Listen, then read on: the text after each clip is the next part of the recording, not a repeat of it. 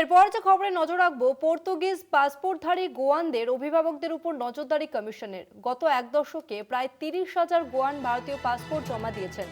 অভিযোগ, এরপরও অনেকের নাম ভোটার তালিকা যাচাই করে নোটিশ জারির প্রস্তুতি কমিশনের। পর্তুগিজ নাগরিকত্ব গ্রহণ করার 8,000-এর বেশি নাম জমা পড়েছে কমিশনে। এ নিয়ে আমরা বিস্তারিত জানবো। আমাদের সঙ্গে ফোনলাইনে রয়েছে প্রতিনিধি অঙ্কুর ভট্টাচার্য। অঙ্কুরদা, তসলিনা, গোয়ায় যারা বহু মানুষ রয়েছেন যারা অ্যাকচুয়ালি পর্তুগালের পাসপোর্ট রয়েছে যাদের কাছে, এবং তারা কারা তাদেরকে চিহ্নিত করা, এই এসআইআর এর আগে তারা যে ভারতের নাগরিক নন সেই বিষয়টিকে চিহ্নিত করা এসআইআর এর অন্যতম কাজ, এবং সেই কাজটার জন্যই নির্বাচন কমিশনের নজরদারি চলছে।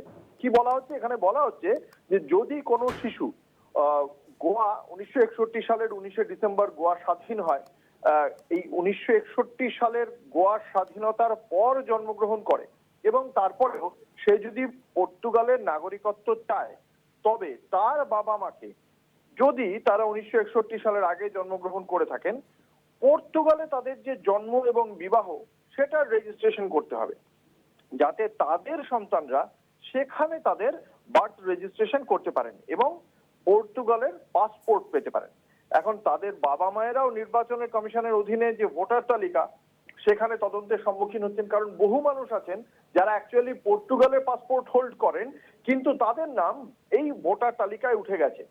ফলে গত 5 বছরে দেখতে পাওয়া যাচ্ছে 8,000-এরও বেশি ব্যক্তি তাদের যে ভারতীয় পাসপোর্ট সেগুলো জমা দিয়েছেন এবং তারা পর্তুগালের পাসপোর্ট, পর্তুগালের নাগরিকত্ব পেতে চান। আবার এদের মধ্যে দেখতে পাওয়া যাচ্ছে প্রায় 30,000 লোক এমন রয়েছেন, থাকতে পারেন আর কি মনে করা হচ্ছে, 30,000 পুরো নয়, 29,000 সামথিং, সেখানে তারা ভারতীয় যে আমাদের দেশের রয়েছেন কিন্তু অ্যাকচুয়ালি তারা পর্তুগালের নাগরিক। এই পুরো বিষয়টি পর্তুগাল কারা নাগরিক, কারা সেখানে বার্থ রেজিস্ট্রেশন করেছেন কিন্তু পর্তুগিজ পাসপোর্ট পাননি, সেই বিষয়টি এসআইআর এর মাধ্যমে সেই সমস্ত নাগরিকদের চিহ্নিত করা হবে।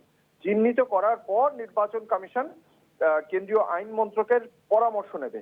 তারপর এদের জন্য কি করণীয়, এদের ভোটার তালিকায় নাম থাকবে কি থাকবে না, এরা ভারতের নাগরিকত্ব বিষয়ে কি অবস্থান কেন্দ্রীয় সরকারের, সেটা জানার পর এ বিষয়ে তাদের পরবর্তী সিদ্ধান্ত নেবেন। তসমিনা, ধন্যবাদ অঙ্কুরদা।